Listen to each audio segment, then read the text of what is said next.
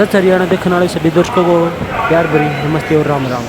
हाल फिलहाल की बात करी जाए तो हम पहुंचे हैं बुवानीखेड़ा में। बुवानीखेड़ा में धर्मसेना द्वारा अभिनंदन समारोह कार्यक्रम का आयोजन किया गया।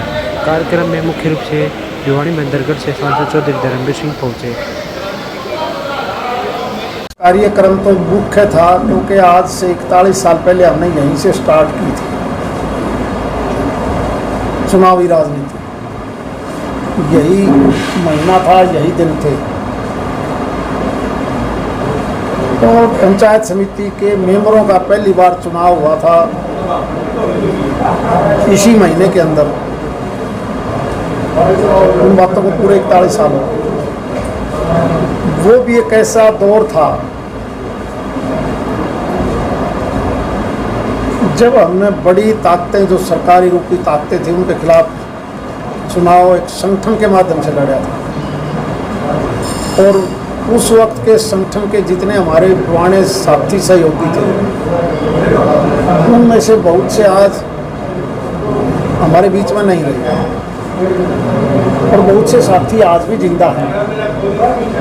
उन्हीं के साथ बैठ के ये प्रोग्राम बनाया था, लेकिन संयोग से, क्योंकि ये परसों आज़ादी का दिवस है, बहुत लंबे अरसे के बाद इस देश को आज़ादी मिली, तो उस आज़ादी का दिन भी हम तिरंगा यात्रा लेके निकालते हैं। तो ये दोनों प्रोग्राम हमने इकट्ठे कर दिए। आज हमने ये तिरंगा यात्रा का प्रोग्राम भी, और आज से 41 साल पहले जिस संगठन के माध्यम से हमने एक राजनीति शुरू की थी, केवल साथी सहयोगियों की वजह से, हमने उनका धन्यवाद और उनसे मेल मिलाप करने के लिए दी।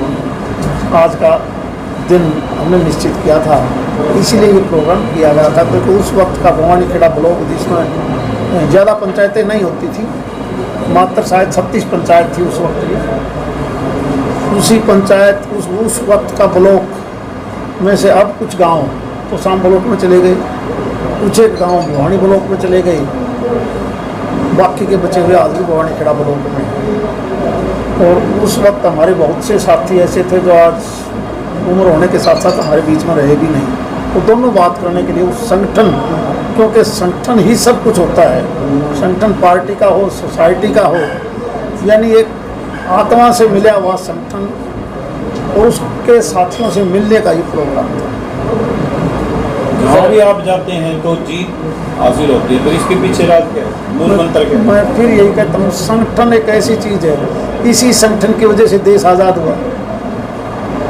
एक झंडे के नीचे सारा देश इकट्ठा हुआ। उस टाइम पर इस देश की सारी आबादी लगभग 37-38 करोड़ थी, जिसमें आज का पाकिस्तान और बांग्लादेश भी शामिल है। वो संगठन, यहाँ के लोगों का संगठन बना एक लंबी लड़ाई के बाद देश को आज़ादी मिली। उसी प्रकार का संगठन हमने बहुत साल पहले बनाया, जिसका नतीजा ये था कि हम लगातार कई चुनाव जीते, केवल एक क्षेत्र में नहीं, अलग अलग क्षेत्रों में जीते। मैं तो मानता हूँ सबसे ज़्यादा अगर किसी चीज़ का योगदान है तो वो संगठन का होता है। सर, बुवानीखेड़ा क्षेत्र की बात की जाए तो यहाँ कृषि प्रधान होने के नाते सुंदर प्रांत नहर के साथ भेदभाव बढ़ता जा रहा है, ऐसा क्यों? देखिए, अब जो धीरे धीरे समय अगर कोई इसमें सोचेगा तो मौसम में बहुत परिवर्तन हो चुका है, बहुत ज़्यादा परिवर्तन। और परिवर्तन का दुष्परिणाम क्या है? आज आप भिवानी से आगे गांव है निमड़ी वाली, जहाँ पर टोल लगा हुआ, किसी ने देखा हो तो? जब से बाढ़ आई थी 95 में, छुटमुट बारिश को अगर छोड़ दें तो उस बाढ़ से जहाँ जहाँ पर भी असर आया, भिवानी से लेकर हिसार तक, हांसी होते हुए आप सीधे उकलाना बरवाड़ा होके कैथल निकल जाओ, कैथल से फिर वापस होके आप सोनीपत, पानीपत, सोनीपत, रोहतक हो जाओ। इसके बीच में जो 95 में बाढ़ आई, उसके बाद जहाँ पेड़ और दरख्त चले गए, मैं बाढ़ से लेकर आज तक देख रहा हूँ, लगभग 30 साल होने वाले हैं। सबसे ज़्यादा कम बारिश होगी तो इसके अंदर होगी, अगर मैं गलती बनाऊँ। ये मौसम का परिवर्तन है, पेड़ों को हमने नहीं छोड़ा। आज जहाँ कभी बारिश का पता ही नहीं था, जैसलमेर बाढ़ में, वहाँ तो बाढ़ आ जाती है, क्योंकि उन लोगों ने पेड़ों को बचाया है। मौसम के परिवर्तन को देखते हुए हमने इस बात को लिए हर हालत में ध्यान रखना पड़ेगा कि हम क्या कर रहे हैं। आप भवानी खेड़े से लेकर कैथल तक चले जाओ, अपने पेड़ बहुत कम नजर आएंगे खेतों में। बाढ़ के बाद फिर आ जाओ नदी और नहर, ये मैक्सिमम अगर यूँ रहेंगे तो 40 साल से ज़्यादा हिमालय की बर्फ़, हिमालय के ग्लेशियर नहीं है हमारे पास। 40 साल के बाद जिस नहर का खेत में पानी लाने की बात कर रहे हो, जमुना को भूल जाना, लोग गंगा को भूल जाएंगे।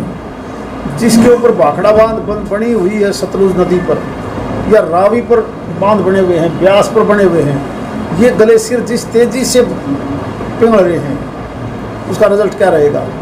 कभी बारिश आ गई, अकेली बारिश से हमारे डैम नहीं भरते, आउट फ्लो और इन फ्लो, ये बारिश बर्फ़ पिघलती है तो पानी आता है। जब बर्फ़ ही नहीं रहेगी तो कहाँ जाओगे।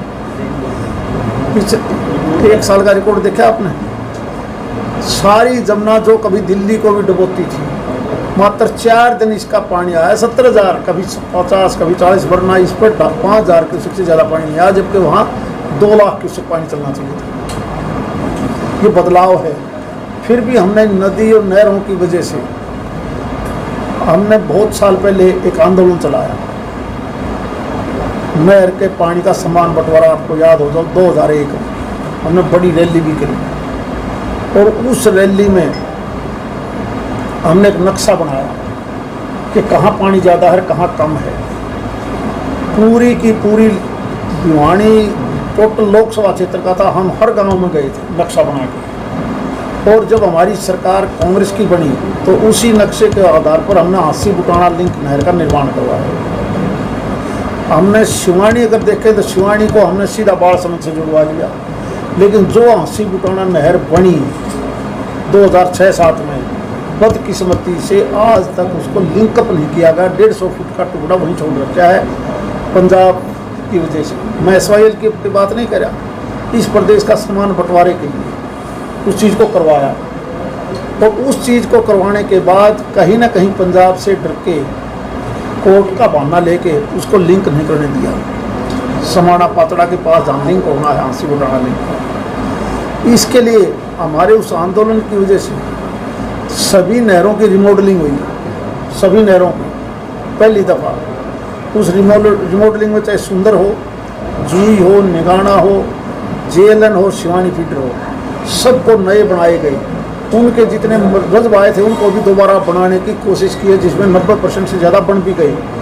लेकिन जो असल पानी है जो हमें मिलना चाहिए था, उसका एक टुकड़ा आज भी बाकी है। एक टुकड़ा आप अगर बुटाना हेड से ऊपर जाके कभी देखोगे तो उसकी कैपेसिटी जहाँ डिस्ट्रीब्यूशन की है वो तकरीबन 20 किलोमीटर का टुकड़ा ऐसा है जिसकी हम कैपेसिटी नहीं बढ़ा पाए। मुझे विश्वास है कि आने वाले समय बढ़ जाएगा। कई बार हम लोगों को दबाव में भावनाओं को भड़का के हम कई बार फैसला तो गलत ले लेते हैं, दूरगामी परिणाम हमेशा उसके गलत रहते हैं। मुझे आज भी याद है जब राजीव लोंगोवाल समझौता हुआ, वो समझौता था पंजाब के खिलाफ, हरियाणा के हक में, और आंदोलन कराया हरियाणा में, जिसमें मैं भी शामिल था, चौधरी देवलाल भी शामिल थे। चौधरी देवलाल के नेतृत्व में एक लड़ाई लड़ी कि राजीव लोंगोवाल समझौता ख़त्म करो। याद करो आप पुरानी बात, जो अकॉर्ड था 1985 का, उसको ख़त्म करने के लिए हमने एक लड़ाई लड़ दी कि ये समझौता हमारे हक में नहीं है। उस वक्त के मुख्यमंत्री बंशीलाल पंचायतों को ले जाके उस SYL का नहर के ऊपर लेके गया कि तुम इस काम को बंद करवाओगे। 90% वो काम हुआ, लेकिन हमारे दबाव की वजह से वो समझौता रद्द हो गया। तब से आज तक प्रदेश की सारी पार्टियां केवल एक बात कह रही हैं कि वह नहर पूरी करवाओ, उस समझौता में जो बननी थी। उसका फायदा मेरे जैसे आदमी को तो मिल गया, मैं MLA बन गया, लेकिन प्रदेश का हित तो हमने खराब कर दिया। कई बार हम प्रदेश हित की ना सोच के अपने हित की सोचने लग जाते हैं, जिसके दूरगामी परिणाम अच्छे नहीं होते। आज प्रदेश की सारी पार्टियां क्या कहती हैं, SYL नहर बनवाओ। रोकी किसने थी? हमने रोकी थी। 1987 में क्यों रुकी? अगर उस राजीव लोंगोवाल समझौते को हम उसी वक्त मान लेते तो हमारा पानी आ गया था, 90% नहर भी बन गई थी। लेकिन ये सही है कि लोगों को हम प्रदेश या देश हित की बजाय हम अपना हित सोच के काम करें। इसीलिए मुझे लगता है क्योंकि इस सुंदर नहर में जो कम पानी आया है उसके दो रीजन दूसरे भी हैं। जहाँ हम यमुना का पानी भाखड़ा का डाल के जेएलएन जो एक नया सिस्टम है उस कैपेसिटी को हमने बढ़ा लिया और उस जेएलएन का पानी टोटल महेंद्रगढ़ जिला, रेवाड़ी जिला, गुड़गांव जिला, दादरी और लोहारू का एक पार्ट जिसमें लोहारू फीडर जाती है, वो उसका जेएलएन का पानी हमने वहाँ ज़्यादा दिया है पिछले कई साल से। जैसे वहाँ पानी गया तो स्वाभाविक है कि सुंदर का पानी कम हो गया। सुंदर की जो कैपेसिटी है वो कुछ तो चोरियाँ होने लगी, जिस चोरी को हम कंट्रोल नहीं कर पा रहे, लोगों की आदत ख़राब हो। और जैसा मैंने कहा कि एक पोर्शन ऐसा भी है जहाँ हम सुंदर की स्ट्रेंथिंग नहीं बढ़ा पाए, जिसका नुकसान जूही, निगाना और सुंदर को है। और कहीं ना कहीं कमज़ोर प्रतिनिधित्व होने की वजह से इधर वो अपना हक इधर नहीं ले पाए, जिसका खामियाजा इलाके को भुगतना पड़ गया। मुझे ये कहते कोई शर्म नहीं आती भाई मैं किसके हक में बात जाएगी, किसके खिलाफ जाएगी, इससे कोई फर्क नहीं पड़ता। खेड़ा में बैठे थे, बुआनी खेड़ा के लिए कोई विशेष होगा जो आप सांसद बतौर ला सकते हैं? कुछ ट्रेनें हैं जो यहाँ मांग कर रहे हैं। हाँ बिल्कुल, इन्हें बहुत ट्रेनें रुकनी चाहिए। बिल्कुल, इन्होंने ज्ञापन दिया है। एक हमने अभी हमारे पूरी कोशिश है कि दबाव है, एक आवड़ा चलती है दिल्ली तक, दिल्ली स्टेशन है उसका, हमारी कोशिश है कि वो वापस हाँसी बुआनी खेड़ा हाँसी होके वो स्टेशन भी हमें गंगानगर तक मिले। कुछ एक जो स्टॉपेज उन्होंने दिए हैं कोरोना से पहले वो ट्रेन रुकती थी, क्योंकि दोबारा से ये ब्रॉडगेज होगी लाइन, इलेक्ट्रिफिकेशन हो चुकी है, वो कुछ ट्रेन जो रुकी है उनका नाम उन्होंने दिया है। तो मैं कोशिश करूँगा कि रेल मंत्री को कहें कि वो इसको दोबारा से देखें। पहले वाली रेल की लाइन का आज का आपने बहुत अंतर मिलेगा। पहले कहीं पर भी अंडरपास ठीक नहीं थी, कहीं आरओबी नहीं थी। इस 10 साल में आपने इस रेलवे का जो मॉडल है वो देखा होगा, देश में, प्रदेश में, क्षेत्र में बदला है। पहले ऐसी सोच नहीं थी। पहले ट्रेन जो पहले पहुंचती थी दूर जगह स्टेशनों पर, आप बहुत सी ट्रेन ऐसे देखोगे चाहे भिवानी हो, बुआनी खेड़ा हो, हाँसी हो, जो सीधी या तो कलकत्ता मिलेंगी या बम्बई मिलेंगी या हैदराबाद मिलेंगी। ये सारी की सारी लाइनों का इसी प्रकार से कनेक्टिविटी बेहतर हो, इस पर लगी हुई है सरकार। तो ट्रेन चोरी से कुछ फायदा हुआ? राष्ट्रीय सोच के लोग बीजेपी में आए हैं, कोई ना कोई सोच के ही हुआ, योग्य सोच की ही पार्टी ने शामिल करवाया होगा। क्या बुराई है? कई लोग ये कह देते हैं कि आपकी विचारधारा कैसे मिलेगी। हम इकट्ठे कांग्रेस में भी इकट्ठे तो थे यार, अब बीजेपी में अगर वो आई है तो स्वागत है। हमने कोई और पूछना पूछ लो किसी साक्षी मलिक के मामले में क्या, विनेश फोगाट के मामले में क्या कहें? देखो, अगर सबको दुख है इस बात का जी, और 100 ग्राम तो आदमी अपना बैठे संसद, हमने 1 गिलास पानी पिला दोगे तो 100 ग्राम बढ़ जाएगा। इस बात के लिए भी, और जो खिलाड़ी है वो किमें तो थोड़ा बहुत पेट में गिरेगा।